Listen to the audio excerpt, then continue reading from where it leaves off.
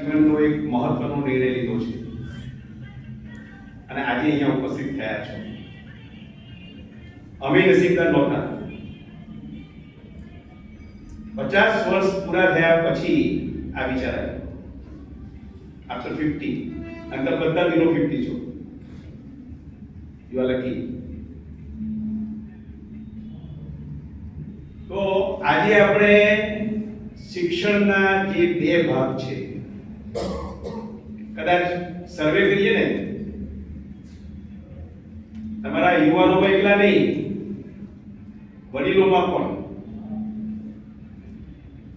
તો 90% ખબર નથી કે શિક્ષણના બે પ્રકાર હોવા જોઈએ. 90%. હમણાં અમારે બધા વાઇસ ચાન્સેલર સાથે વાતચીત થાય છે અલગ અલગ યુનિવર્સિટીમાં. એમને ખબર પડે છે કે ભાઈ આ આઉટરીચ થઈ રહ્યું છે અને એ લોકો શોધી રહ્યા છે. ઇન્ડિયન નોલેજ સિસ્ટમમાં સરકારે મૂકી છે વ્યવસ્થા. તો જેમની સાથે મેં વાત કરી, બધાએ એક જ વાત કરી કે બેચલર ઓફ સ્પિરિચ્યુઅલિટી નો કોર્સ શરૂ કરી દઈએ. તમે એમને સિલેબસ આપી દો, ટેક્સ્ટ બુક આપી દો, સમજાવી દો, સ્પિરિચ્યુઅલ એજ્યુકેશન નો બેચલર નો કોર્સ શરૂ કરીએ. પછી એનો સર્ટિફિકેટ આપીએ, એ નોકરી કરે અને આ જ્ઞાનનો ઉપયોગ કરીને પૈસા કમાય.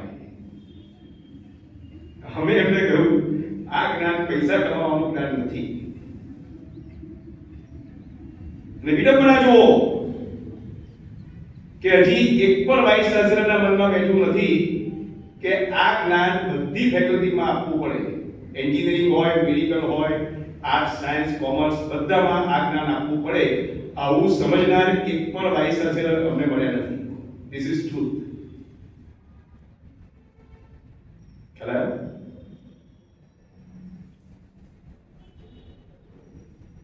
આ આપણી વિડંબના છે. આજે આપણે એ સમજીએ કે આ કયું જ્ઞાન છે, આ શું છે. ભૌતિક ક્ષેત્રમાં તો આપ સૌ શિક્ષણ મેળવીને આવ્યા છો, મોટાભાગના ગ્રેજ્યુએટ હશે, ક્યાં તો ભણતા હશે, છેલ્લા વર્ષમાં હશે, જે હશે.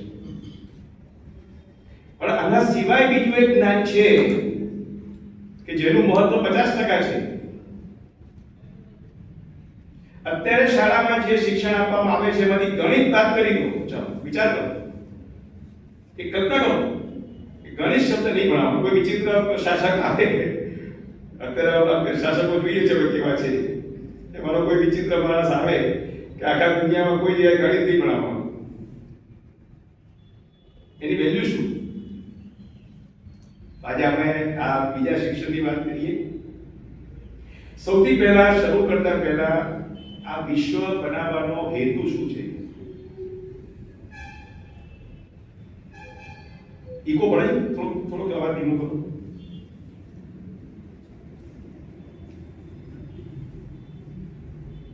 આ વિશ્વ આનંદ સ્વરૂપ પરમાત્માએ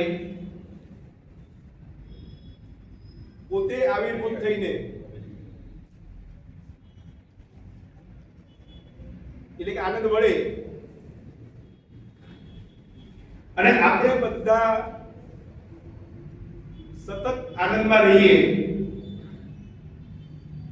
એના માટે બનાવ્યું છે. આ વિશ્વ શેના માટે બનાવ્યું છે? આપણે બધા પ્રસન્ન રહીએ, શાશ્વત પ્રસન્નતા માટે આ વિશ્વ બન્યું છે. આપણે પ્રસન્ન રહીએ એવી ડિઝાઇન છે.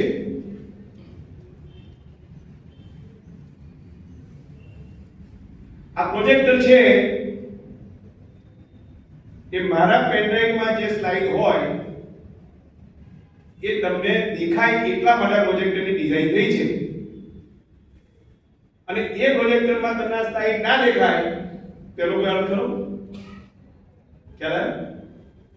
આ પ્રોજેક્ટર ડિઝાઇન એટલા માટે થયું છે કે મારા પેનડ્રાઈવમાં સોફ્ટ કોપીમાં જે સ્લાઇડ છે અત્યારે તમે જોઈ રહ્યા છો, આ સ્લાઇડ જ ના દેખાય, કે ઉલટી દેખાય, બીજું કઈ દેખાય. આ મેં જે લખ્યું છે એ ના હોય ને બીજું કઈ હોય, તેનો અર્થ ખરો?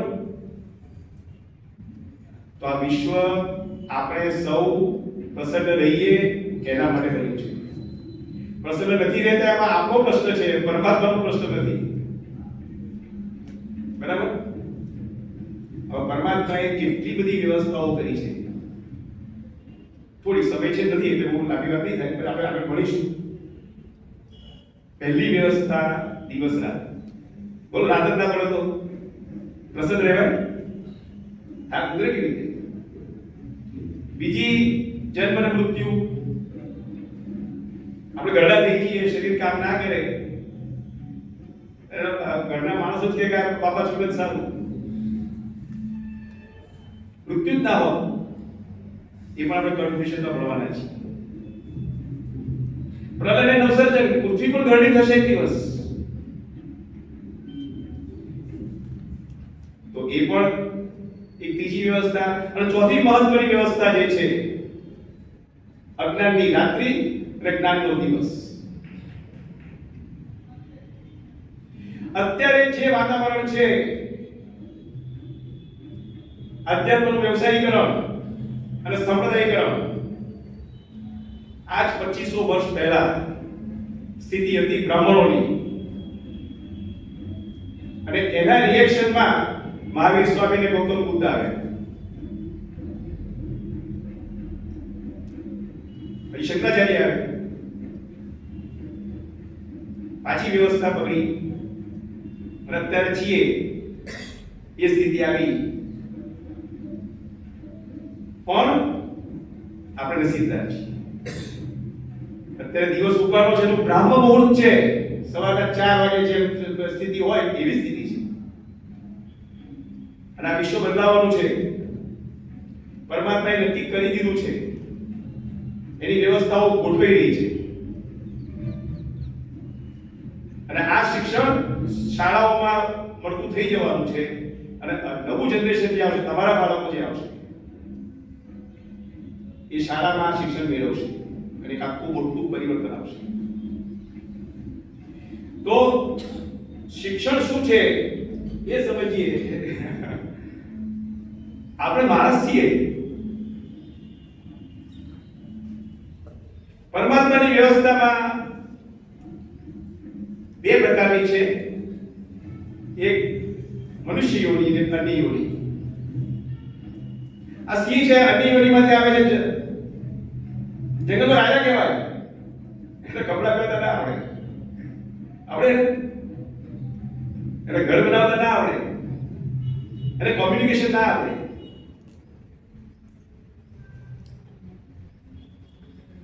ત્યારે આપણા માણસને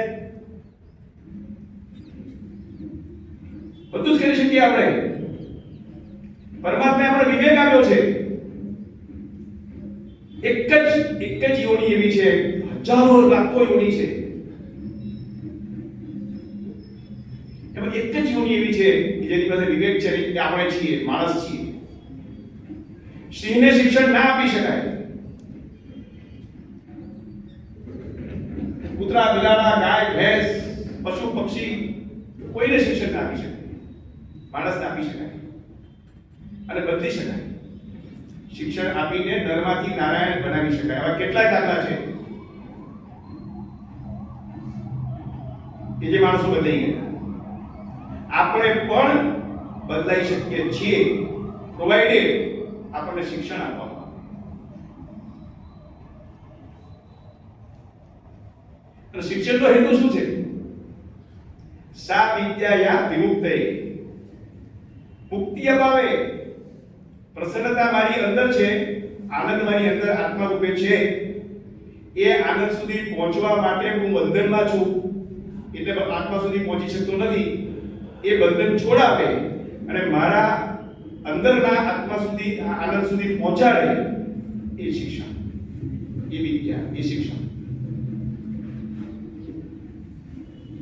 તો આપણા બે સ્વરૂપ છે. આ બહુ જ મહત્વની વાત છે.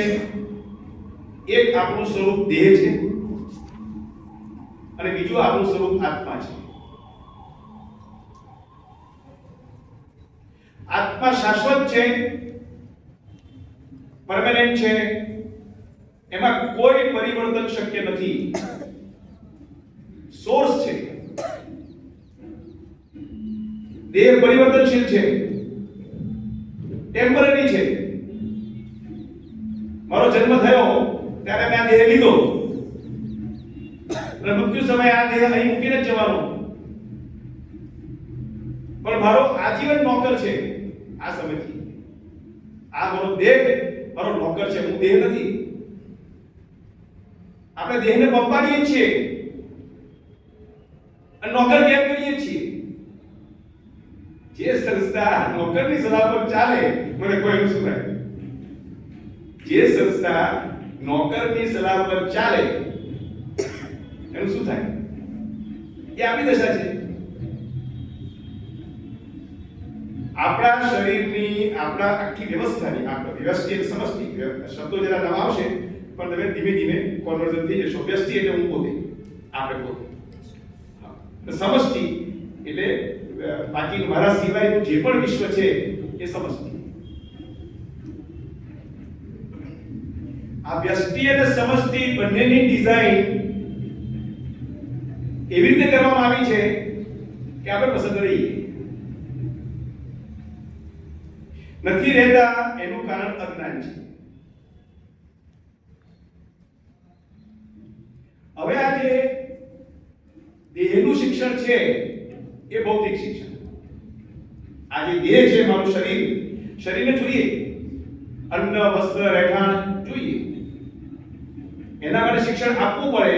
અને જે લોકો આ શિક્ષણ નથી મેળવતા એ લોકો ગરીબીમાં જીવે છે. આપણા એરિયાવાળા, પછી ડાંગ, આફ્રિકામાં જ્યાં જ્યાં શિક્ષણ પહોંચ્યું નથી, આપણે જોઈએ એવી સ્થિતિ કેવી છે. અથવા ઓછું શિક્ષણ મેળવે છે એ લોકો મેજોરિટીમાં છે, એટલે કોમ્પિટિશન બહુ છે, એટલે એમને બહુ જ ઓછા પગારે કામ કરવું પડે છે, બહુ જ ઓછી આવકથી જીવવું પડે છે. રિસોર્સિસ મળતા નથી, સારું મકાન નથી મળતું, સારા કપડાં નથી મળતા, સારો આહાર નથી મળતો. એટલે દેહ માટેનું શિક્ષણ જરૂરી છે અને એ આપણે મેળવી રહ્યા છીએ, એમાં આપણે સફળ છીએ. આત્માનું શિક્ષણ, આપણો આત્મા કેવો છે, પરમાત્મા કેવા છે, એની આખી વ્યવસ્થા આપણે આજે સમજીશું. આ વાત ઋષિએ મુંડક ઉપનિષદમાં કહી, દ્વે વિદ્યે વેદિતવ્યે યત બ્રહ્મવિદો વદંતિ પરાચ અપરાચ. જે બ્રહ્મવિદ છે, જે પરમાત્માને સાક્ષાત્કાર કર્યો છે, જેમની પાસે શ્રેષ્ઠ નોલેજ છે, એમણે કહ્યું કે વિદ્યા બે પ્રકારની. પરા, કદાચ તમે આ શબ્દ પહેલી વાર સાંભળ્યો હશે, એ પણ એક વિડંબના છે. પરા એટલે આત્માનું શિક્ષણ, આધ્યાત્મિક શિક્ષણ, અને અપરા એટલે ભૌતિક શિક્ષણ. ઓકે? જે શિક્ષણથી આપણું જીવન સમૃદ્ધ થાય. સી વેદની વાત સમજો. વેદ પોવર્ટી સિન્ડ્રોમના ફેવરમાં નથી, ગરીબીના પક્ષકાર નથી. વેદ સમૃદ્ધ જીવનના પક્ષકાર છે. આપણે માણસ છીએ, શ્રેષ્ઠ યોનિમાં છીએ, અમૃતસ્ય પુત્ર, પરમાત્માના દીકરા છીએ.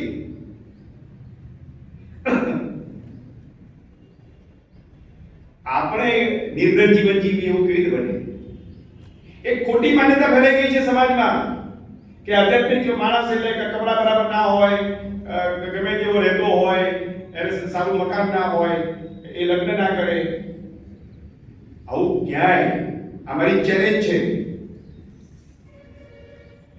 એક પણ શબ્દ કે વાક્ય એવું શોધી કાઢો ઉપનિષદમાં કે વેદમાં કે આપણા કોઈ પણ શાસ્ત્રમાં જ્યાં ગરીબી વાળું જીવન જીવવાની વાત હોય.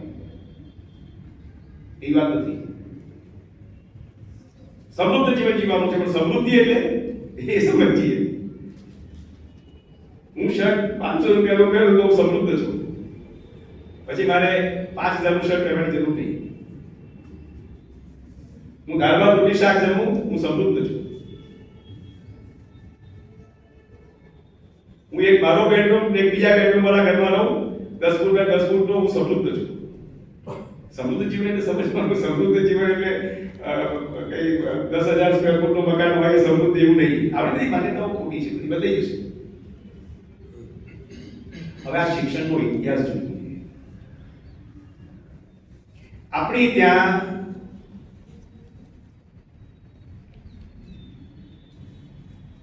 સૌથી પહેલા શિક્ષણની શરૂઆત આર્યવ્રતમાં થઈ, આપણા પૂર્વમાં થઈ અને વૈદિક કાળમાં થઈ. ત્યાં ગુરુકુળમાં બંને પ્રકારનું શિક્ષણ આપવામાં આવતું હતું, ભૌતિક અને આધ્યાત્મિક. અને નિસ્વાર્થ ભાવે, નિષ્કામ ભાવે ઋષિઓ આપતા હતા અને વાનપ્રસ્થો હતા. એ વાનપ્રસ્થો નિષ્કામ ભાવે, અત્યારે વાનપ્રસ્થ નથી, રિટાયરમાં બરાબર થઈ જાય, કોઈ રિટાયર છે આપણે ધારવાની વાનપ્રસ્થો શિક્ષણ આપતા હતા, કોઈ અપેક્ષા વગર. અને નાલંદા અને તક્ષશિલા જેવા વિશ્વવિદ્યાલયો હતા, પૂરા દુનિયાના લોકો આપણી ત્યાં ભણવા આવતા હતા. પણ કેટલાક કટ્ટર અને અજ્ઞાની માણસોએ આ આખી આપણી વ્યવસ્થાને ધ્વંસ કરી દીધો. નાલંદાની જ્યારે લાઇબ્રેરી આવીને 6 મહિના સુધી આગ ચાલી. વિચાર કરો કેટલી મોટી લાઇબ્રેરી હશે. 6 મહિના સુધી એને બાળવામાં સમય ગયો. અને આપણા માણસોએ તાલીઓ પાડી. અજ્ઞાનની લાઇબ્રેરીમાં શું થાય તમે જુઓ. એ 5-25 જણા અને આપણે 25,000. અજ્ઞાનની લાઇબ્રેરીની અસર જુઓ.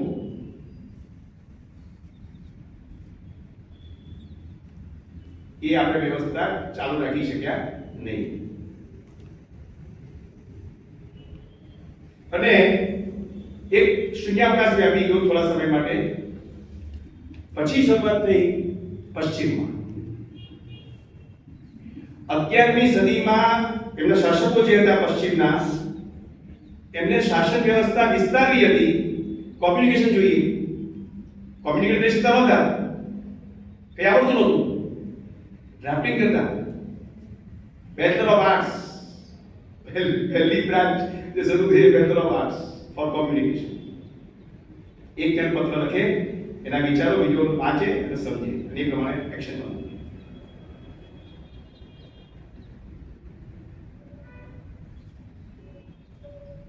આ વ્યવસ્થામાં એવરીબડી કોન્ટ્રીબ્યુટેડ.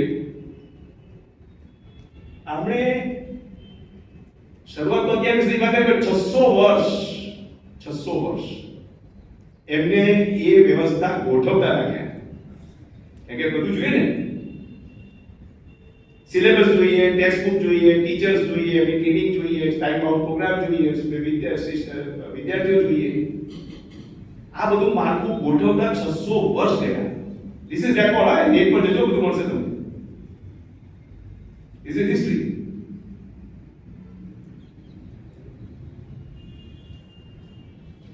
આપણી ત્યાં પણ 1857 200 વર્ષ પુરાણ થયા.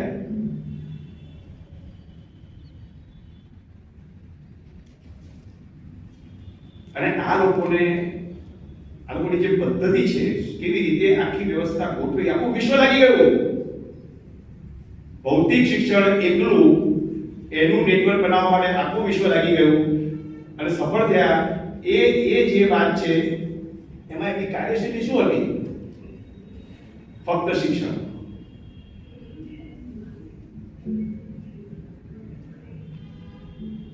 આજની તારીખમાં પણ કોઈ વાઇસ ચાન્સેલરને કહો કે તમારે 5,000 માણસ જમાડવાના છે તો એ ના પાડી ગઈ. Is none of my business.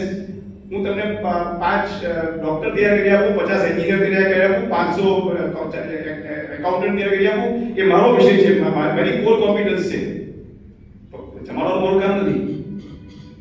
અને સંપ્રદાયવાળા કહો, અરે સાહેબ 50,000 લાવો ને એક જ દિવસ આપો. કોર કોમ્પિટન્સ ક્યાં છે આ સમજીએ આપણે. 5 સ્તરી આવ્યો છે: primary, secondary, graduation, post graduation, research.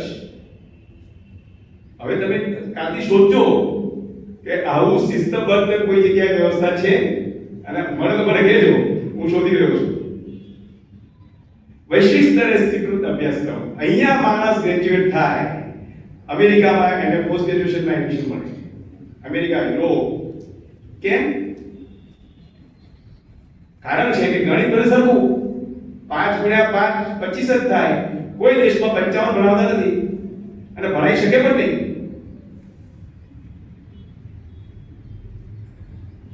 વિજ્ઞાનના નિયમો સરખા, ગુરુત્વાકર્ષણ બધા હરખું લાગે, બધે એક જ નીચે પડે, આપણી આપણે ધ્યાન આપવું પડે, તો જુદું ભણાવવું પડે. આખા વિશ્વમાં એક સરખું શિક્ષણ, અને શિક્ષકોને ખબર છે કે આ શિક્ષક મોટા ભાગના ભણેલા છે, મોટા ભાગના ગ્રેજ્યુએટ છે, ભલે એ વર્તા જે હશે કે સ્પિરિચ્યુઅલ એજ્યુકેશન નથી. સ્પિરિચ્યુઅલ એજ્યુકેશન પર એના 0 છે કે પેપરમાં, 50 માર્કના પેપરમાં, પણ આ 50 માર્કમાં તે લોકો 45 લઈ આવ્યા છે. ભૌતિક ક્ષેત્રમાં સફળ છે, એમને ખબર છે કે આ શિક્ષકોને કેવી રીતે કાબુ રાખવા, આ વાઇસ ચાન્સલરને કેવી રીતે એમાં રાખવા ક્લચમાં, એ બધી એમને ખબર છે.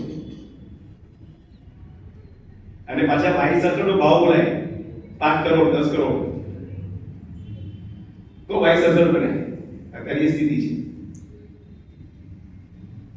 હવે આ વ્યવસ્થા હું આ એટલા માટે સમજાવું છું, આનું મહત્વ નથી, પણ જે સફળ નાનો ભાઈ સફળ હોય ને તો મોટા એડવાઇસ શીખવું પડે. આ નાનો ભાઈ છે, ભૌતિક શિક્ષણ નાનો ભાઈ છે, ફરા વિદ્યા મોટો ભાઈ છે. મોટો ભાઈ બિચારો અપણ રહ્યો, નાના ભાઈ પાસે શીખવું પડે. તો પહેલામાં પહેલું સૌથી મહત્વનું, એ જ યુનિવર્સિટી અત્યારે પ્રોસ્પર થાય છે કે જ્યાં સંશોધન છે. એક ક્ષેત્રમાં સંશોધન થયું, ગ્રેજ્યુએટ્સ તૈયાર કરવામાં આવ્યા, એ ઇન્ડસ્ટ્રીને આપવામાં આવ્યા, ઇન્ડસ્ટ્રીએ પ્લાન્ટ નાખ્યા, ડિસ્ટ્રીબ્યુશન નેટવર્ક તૈયાર કર્યું, અને આપણી ત્યાં આ લેપટોપ ને પ્રોજેક્ટર ને માઇક ને ટ્યુબલાઇટ ને પંખા પહોંચી ગયું. આવું આખું ઓનલાઈન જસ્ટ મેલ કરો અને વસ્તુ તમારે ત્યાં હાજર થઈ જાય. હજી નવી ઓર્ડર શું નામ છે? હા, તરત જ આવી.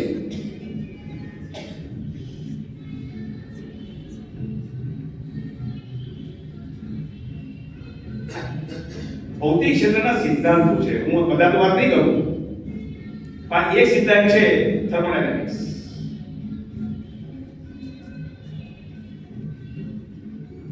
અંદર કોણ છે?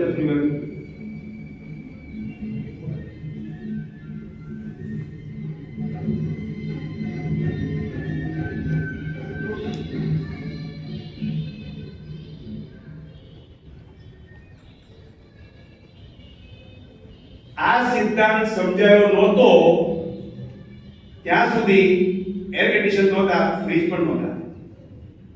હું જ્યારે સ્કૂલમાં ભણતો હતો ત્યારે ગામડામાં એસી નહોતા, શહેરમાં બી બહુ જ સમૃદ્ધ માણસના ઘરે એસી હશે કદાચ, ખબર નહીં.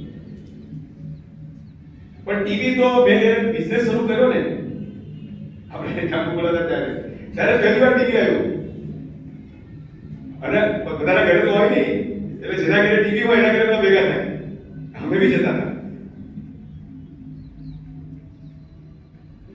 આ સિદ્ધાંતોની સમજ પડી, એના કેલ્ક્યુલેશન્સ બન્યા, ડિઝાઇન બની, મેન્યુફેક્ચરિંગ થયું, ડિસ્ટ્રીબ્યુશન નેટવર્ક બન્યું, અને આપણી પાસે આ સાધનો પહોંચ્યા. આજે આપણે સમૃદ્ધ જીવન જીવી રહ્યા છીએ, સુખી જીવન જીવી રહ્યા છીએ. મેં તો કાદવમાં પગ મૂકીને ચાલેલો છું ગામડામાં, રોડ નહોતા. નદીમાં પૂર આવે ને તો 10 દિવસ અમારા સામેના ગામે રહેવું પડે, અમારા ગામમાં જવાય નહીં. That was situation we have passed through. અત્યારે યુવા લકી તો કેવી રીતે બન્યું? આ સિદ્ધાંતનો ઉપયોગ થયો, અને આ બધા મહાનુભાવોના પુણ્ય પ્રતાપે આપણે લહેર કરીએ છીએ. હવે આ ભૌતિક શિક્ષણનું પરિણામ જોઈએ. ખેતી નથી થતી, મલ્ટી લેવલ ફાર્મિંગ આવી ગયું, લોકો નાગા બાંધતા, કપડા પહેરતા થઈ ગયા, સારામાં સારા કપડા, ટ્રાન્સપોર્ટેશન, પશુ આધારિત સાધનો પર કેટલી લિમિટ કેવી રીતે પહોંચવું?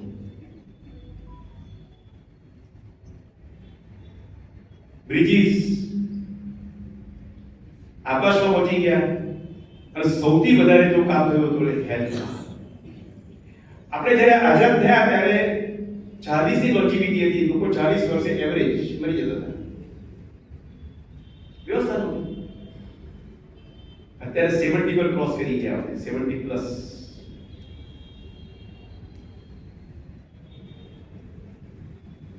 આ શિક્ષણનો પ્રભાવ છે. પણ આટલા બધા શિક્ષણના મોટા નેટવર્ક પછી, આટલી બધી વ્યવસ્થા પછી પરિસ્થિતિ શું છે? અસંતોષ. અને કોઈ સંતોષ નથી. અમારી પાસે આવે છે, શશીભાઈ પગાર તો મારો મહિને 2 લાખ રૂપિયા છે, મારું 24 લાખનું પેકેજ છે, આઈ એમ નોટ હેપી.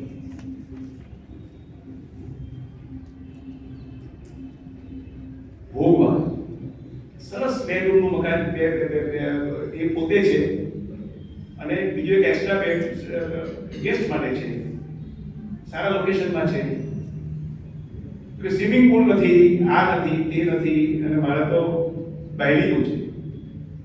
અહીંયા બિઝનેસની બાજુમાં જ ઘર છે એનું, ચાલતા જવાય એવું છે. એ છોડીને એને 10 કિલોમીટર દૂર ટ્રાફિકમાં રોજ કલાક ટ્રાવેલિંગ કરવું છે. આ ભોગવાદી માણસને કેવી રીતે પસંદ રાખી શકાય? આથી પરિસ્થિતિ છે.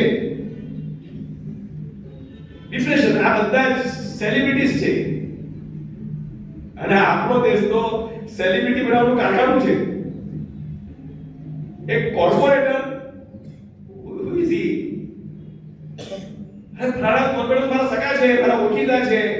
એટલે ભાઈ એનું સ્ટેટસ શું? Is our employee, honorary employee. આ સંબંધ નથી, કોન્ફ્લિક્ટ. કદાચ 2 પક્ષો વચ્ચે કોન્ફ્લિક્ટ થાય તો બરાબર છે, પણ એક જ પક્ષની અંદર કેટલી બધી કોન્ફ્લિક્ટ, કેટલા બધા ગ્રુપ. અને ભ્રષ્ટાચાર. અમે જ્યારે 2 બિઝનેસ શરૂ કર્યો ને ત્યારે સરકારમાં જ ભ્રષ્ટાચાર, પ્રાઇવેટમાં તો કલ્પના ના કરી શકાય. અને તે બી પાછો પૈસા આપવા માટે સોર્સ શોધવો પડે કે કોના દ્વારા જઈએ તે પૈસા દેશે. અત્યારે તો ઓપનલી કહી દે કે આટલા રૂપિયા થશે, આપો તો કામ થશે, ફાઇલ આગળ નહીં વધે. અજ્ઞાનની રાત્રિની વાત છે બધી. આ કાળા ડગલામાં મોટા ભાગના ગ્રેજ્યુએટ્સ છે, પોસ્ટ ગ્રેજ્યુએટ્સ છે, ડોક્ટર્સ છે, એન્જિનિયર્સ છે. શું ભણ્યા એ મને કહો, શું ભણ્યા? અને ધર્મ. જે વ્યવસ્થા શાંતિ સ્થાપવા માટે બનાવવામાં આવી, એ જ વ્યવસ્થા યુદ્ધ માટે કારણભૂત છે. અને આ છેલ્લો આજે ચાર પેપર બાબા આ સવારે અહીંયા મૂકી દીધું. જોહો વોટ્સએપ નો કોમ્પિટિટર આપણે ઇન્ડિયન છે, અને ડાયવોર્સ માટે 15,000 કરોડ રૂપિયા ચૂકવવાના થયા છે. હવે વિચાર કરો કેટલા તકલીફમાં પાસ થયો છે કે આ ક્યારે નક્કી થયું, આપણું કોર્ટે નક્કી કર્યું. પણ એને એની વાઈફને કેટલી કોન્ફ્લિક્ટ ચાલી હશે. અને આપણે બધા એ માણસની માર્કેટિંગ કરીએ છીએ. આપણે વી પીપલ એ માણસ જેને ડાયવોર્સ થયા છે, જે એની પત્નીને સાચવી શક્યો નથી, એડજસ્ટ એક વ્યક્તિ સાથે એડજસ્ટ થઈ છે, સમાજમાં તો શું થવાનું?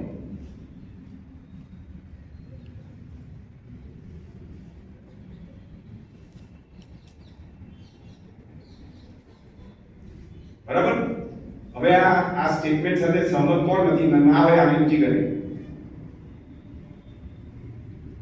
યુ ઓલ એગ્રી કે આ ભૌતિક શિક્ષણ સંપૂર્ણ નથી, અપૂર્ણ છે, અને આધ્યાત્મિક શિક્ષણ જરૂરી છે. ઓકે, વી ડિસાઈડ. કોઈને વાંધો હતો? ઓકે, અનએનિમસલી વી ડિસાઈડ કે એકલું ભૌતિક શિક્ષણ ચાલશે નહીં, આધ્યાત્મિક શિક્ષણ જરૂરી છે. આપણે સમયની મર્યાદામાં આધ્યાત્મિક શિક્ષણ વિશે સમજવાનો પ્રયાસ કરીશું. આ સિક્કો છે, એની એક બાજુ ઘસાઈ જાય અને માર્કેટમાં બિસ્કિટ લેવા જાય છોકરો, તો બિસ્કિટ આપે પેલો દુકાનદાર? જો બિસ્કિટ ના મળે આપણે અડધું ભણ્યા આપણે કોણ કેવી રીતે પસંદ કરીશું આપણે?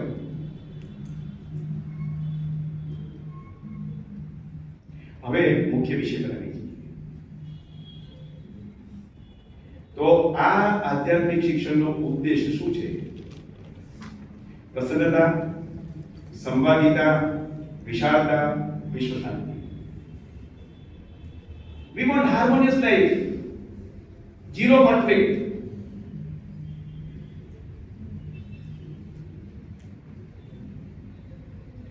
મારી અંદર પણ કોન્ફ્લિક્ટ ના હોવી જોઈએ, મારા પરિવારમાં કોન્ફ્લિક્ટ ના હોવી જોઈએ,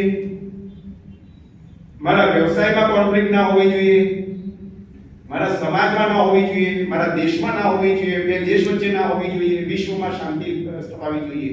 વસુધૈવ કુટુંબકમ આ ઉદ્દેશ છે.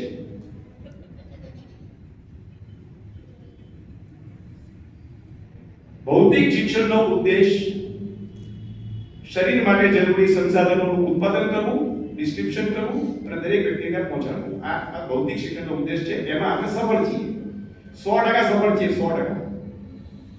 આખું નેટવર્ક ઉઠી ગયું છે. આધ્યાત્મિક શિક્ષણનો ઉદ્દેશ આપણે જોઈ ગયા: પ્રસન્નતા, સમયતા, વિશાળતા, વિશ્વ શાંતિ. ભૌતિક શિક્ષણ એ શરીરનું શિક્ષણ છે, આધ્યાત્મિક શિક્ષણ આત્માનું છે. ભૌતિક શિક્ષણમાં વૈવિધ્ય છે. એક સમજાવો, આ આધ્યાત્મિક શિક્ષણ કેટલું સહેલું છે. એક સોનાની પાટ હોય, એક ટન સોનું, 1000 કિલો સોનુંની મોટી પાટ હોય. ભાઈ દાગીના કેટલા બને? એક તોલાના, 1 તોલો એટલે 10 ગ્રામ, બરાબર? કેટલા વિચાર કરો, અને કેટલો મોટો શોરૂમ જોઈએ, અને એનો જો હિસાબ મેળવવાનો હોય તો કાનના કેટલા, નાકના કેટલા, પગના કેટલા, ને એનો શું ભાવ, ને એમાં કેટલા ગ્રામ સોનું નાખો હિસાબ કરવા તો કેટલા દિવસ લાગે? મહિનાઓના મહિનાઓ. આ બધા જવેરીઓ કે અમને સસીબી અમારો સૌથી અઘરો દાખલો હોય તો આ હિસાબ મેળવવાનો, સ્ટોક મેળવવાનો. અને પાટનો હિસાબ કેટલી વાર લાગે? એક જ સેકન્ડમાં એક ગ્રામ સોનાનો આટલો ભાવ, 1 ટનનો કેટલો, ક્ષણમાં ખબર પડી. આત્મામાં ઐક્ય છે, દેહમાં વૈવિધ્ય છે. વૈવિધ્ય માટે તમારે 15000 કલાક જોઈએ ગ્રેજ્યુએટ થવા માટે. આત્માના શિક્ષણ માટે 150 કલાક બહુ છે. Just 150 hours.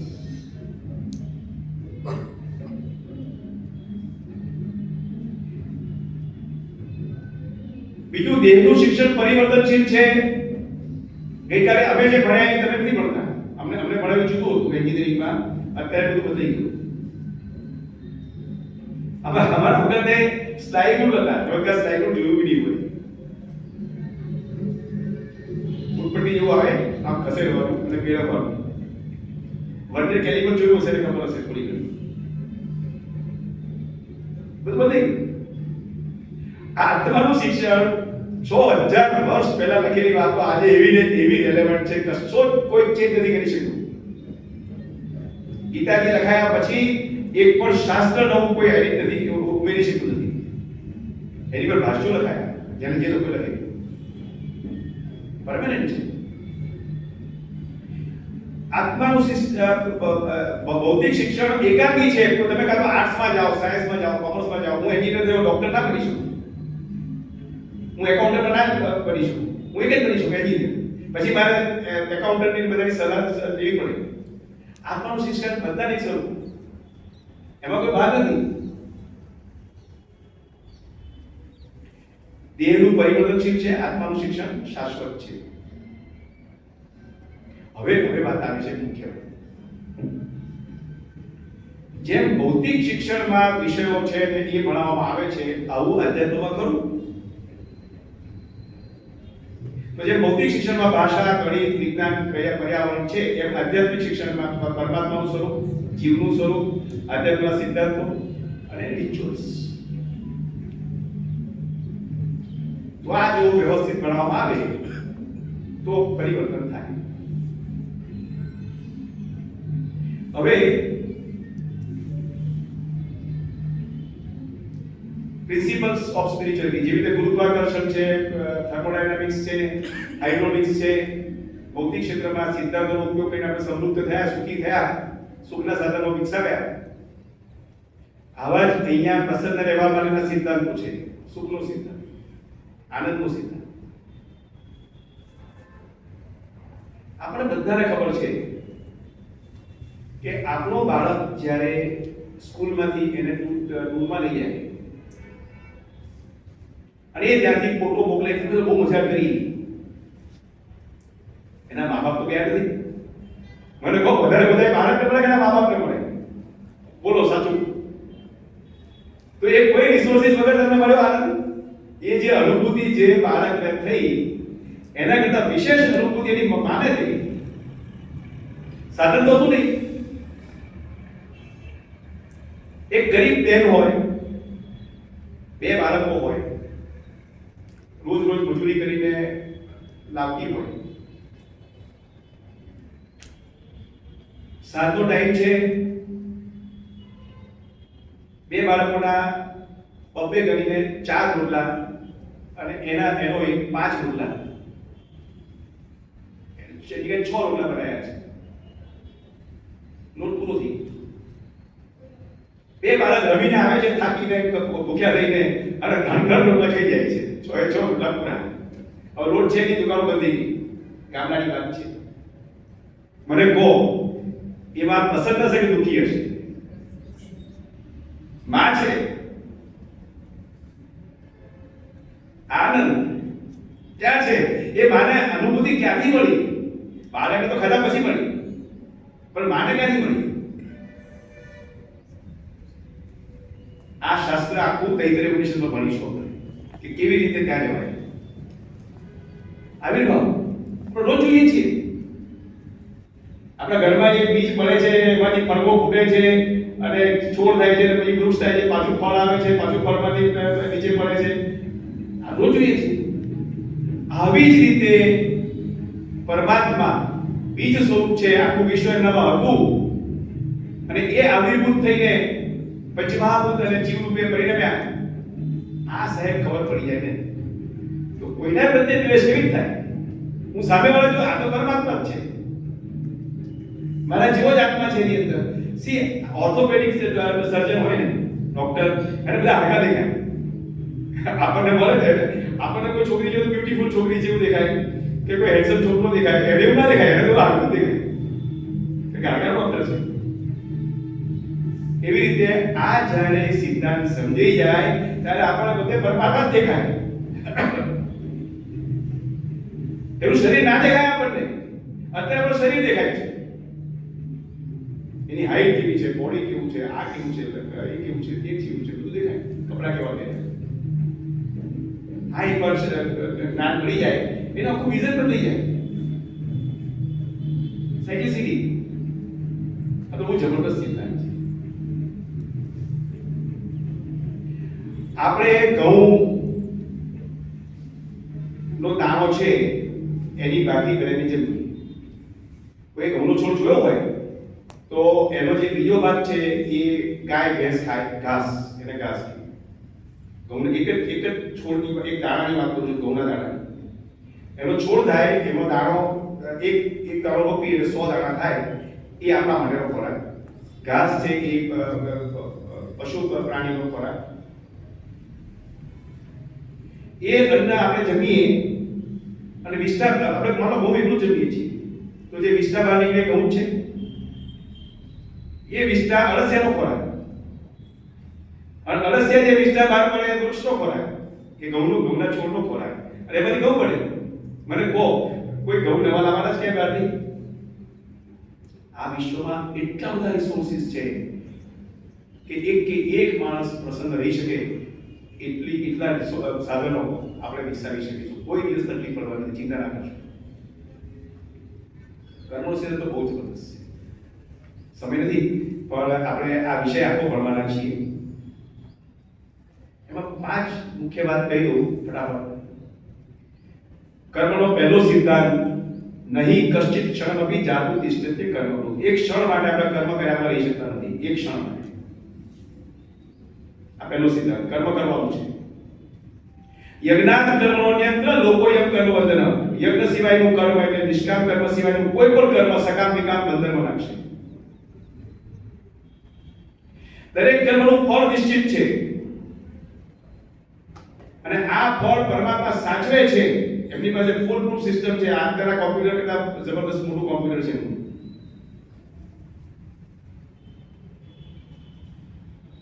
અને આપણે જરૂર વધારે આપે છે.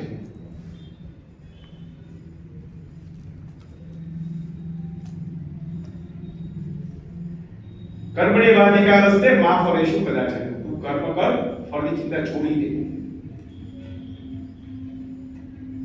જે નિષ્કામ ભાવે કર્મ કરે છે, પરમાત્મા ઉપર શ્રદ્ધા રાખે છે, એ સતત પ્રસન્ન રહે છે, રહી શકે છે. અંતિમ સત્તા, છેલ્લો અલ્ટિમેટ પાવર કોની પાસે છે?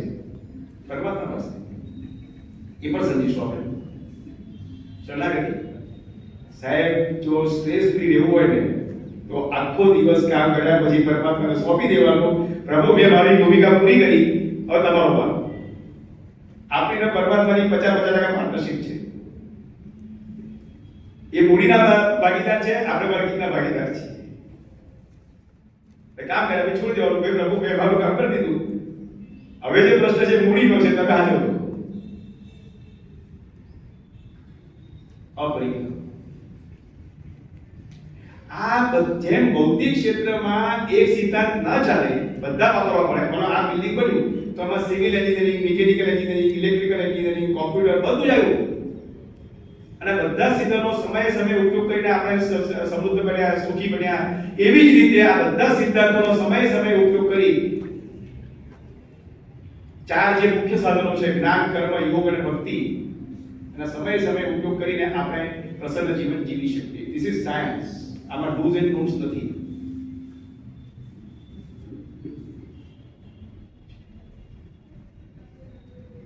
હવે આ બધું આપણે ભણીશું. એનાથી મને લાભ શું મળશે? તો મારો દ્રષ્ટિકોણ બતાશે.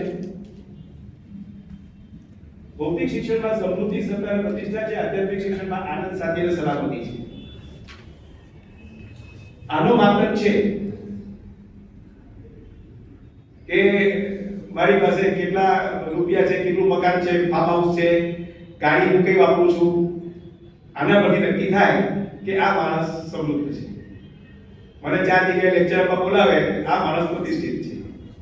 હું ઇલેક્શનમાં ઉભો રહું અને મિનિસ્ટર બની જાઉં તો આ માણસ પાસે સત્તા છે. આ દેખીતી વાત છે. ભૌતિક ક્ષેત્રમાં બધું દેખાય. આધ્યાત્મિક ક્ષેત્રમાં કેવું દેખાય? તો આનો કોઈ માપદંડ ખરો? બરાબર ને? ખરી બાપા સાચી છે ને કે ભૌતિક ક્ષેત્રમાં તો ખબર પડી જાય કે ભાઈ આ સમૃદ્ધ થયા, કે પ્રતિષ્ઠિત થયા, કે સત્તાધીશ થયા, એટલે દેખાય આપણને. બરાબર. આધ્યાત્મિક ક્ષેત્રમાં શું માપદંડ? એનો માપદંડ પ્રયોગ કરજો. અત્યારે શરૂઆત છે. ઇન્ટેન્સિટી, ફ્રીક્વન્સી અને રિકવરીનો ટાઈમ, ડ્યુરેશન. ઇન્ટેન્સિટી, ફ્રીક્વન્સી અને ડ્યુરેશન ફોર રિકવરી. તમે જ્યારે પ્રસન્ન નથી એવી સ્થિતિ કેટલો ટાઈમ આવે છે, એની ઇન્ટેન્સિટી કેટલી ચાલે છે. આજે કોઈ માથા નથી બોલવાની કે ઘરમાં કે મિત્ર વર્તુળમાં કે ગમે ત્યાં માનવ મિત્ર, તો એની ઇન્ટેન્સિટી કેટલી છે, કેટલો સમય ચાલે છે? 2 કલાક, 2 કલાક, અઠવાડિયું, 10 દિવસ. ઘણીવાર એવો શોખ લાગી જાય કે મહિના સુધી ભૂલાય નહીં અને ભૂતકાળની વાતો બી ઘણીવાર યાદ આવે. તો એ ઇન્ટેન્સિટી કેટલી છે? ફ્રીક્વન્સી કેટલા સમય આવે છે? રોજ આવે છે, અઠવાડિયામાં એકવાર આવે છે, મહિને એકવાર આવે છે, વર્ષે એકવાર આવે છે. ફ્રીક્વન્સી. અને રિકવરી કેટલા સમયમાં વાત પૂરી થઈ જાય છે, ભૂલી જવાય છે અને યાદ રહી જાય છે. આ જ્યારે આપણે માપશું ત્યારે ખબર પડશે કે આપણામાં કેવું પરિવર્તન આવે છે.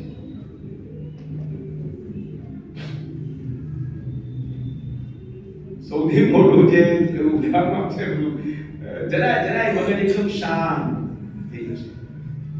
અને અહીંયા સંપૂર્ણ કોર્સ કર્યા પછી બધા એક વાત કહે છે કે મગજ શાંત થઈ ગયું, બહુ જ ટેન્શન પર હતો, બધું બધી ગયું, બધું ભૂલી ગયું, બધું જતું રહ્યું, ખબર નહીં ક્યાં જતું રહ્યું. એ જાતે થયું બધું, કોઈ પ્રયાસ કરવાનો નથી. It happens naturally.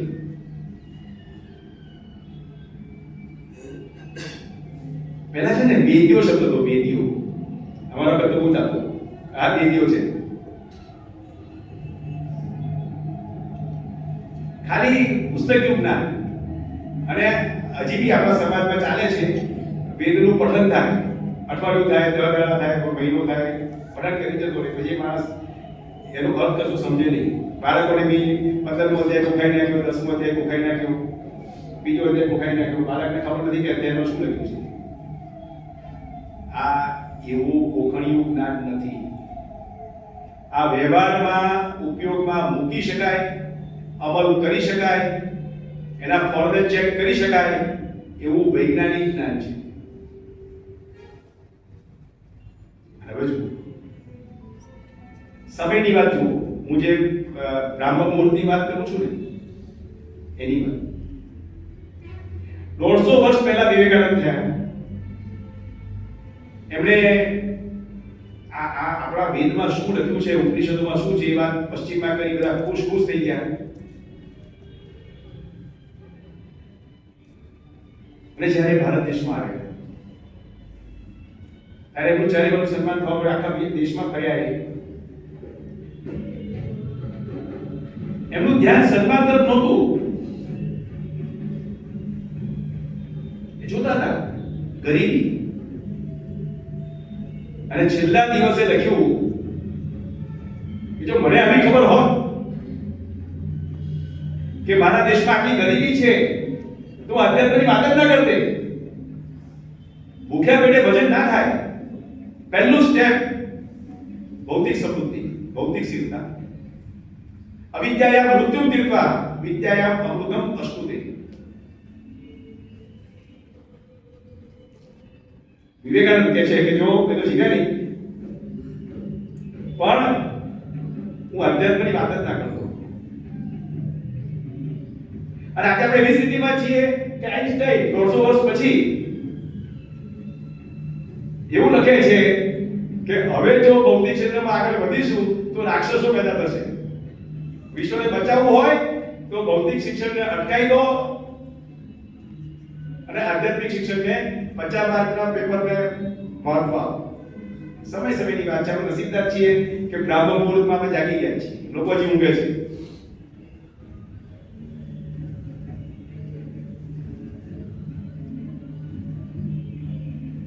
સૌથી મોટો લાભ હોય તો જે સાધનો આપણી પાસે છે,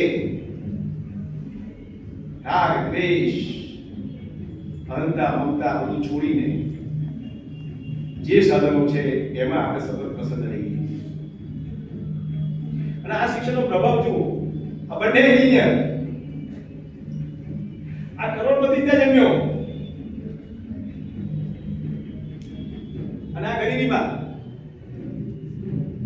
બંને પુરાણ વાંચ્યું, પણ આપણે ઉપનિષદ બ્રહ્મસૂત્ર ગીતા વાંચ્યા.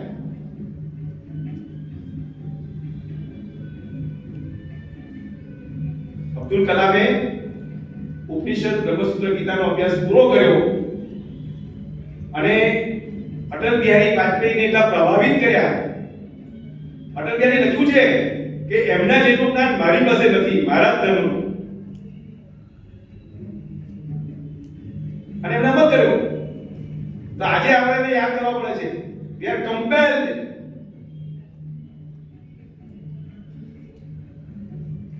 ઘણા કટ્ટર માણસોને પસંદ હોય ના હોય એમને સ્વીકારવા પડે.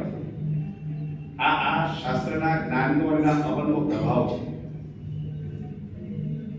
તો હું પરમાત્માને પ્રાર્થના કરું કે આપ સૌ આ શિક્ષણ છેક સુધી કન્ટિન્યુ કરો, આ શિક્ષણ મેળવો, આપના જીવનમાં પરિવર્તન આવે અને આપ ખૂબ બંને રીતે ભૌતિક અને આધ્યાત્મિક સમૃદ્ધિ જીવો. ઓમ તત્સત.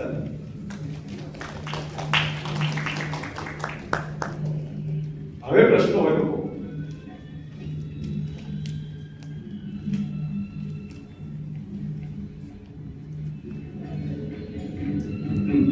સર લાસ્ટ વીક અટેન્ડ નહોતું કર્યું, ધીસ ઇઝ ફર્સ્ટ ટાઈમ. તો આ કોર્સ વિશે માહિતી આપશો કે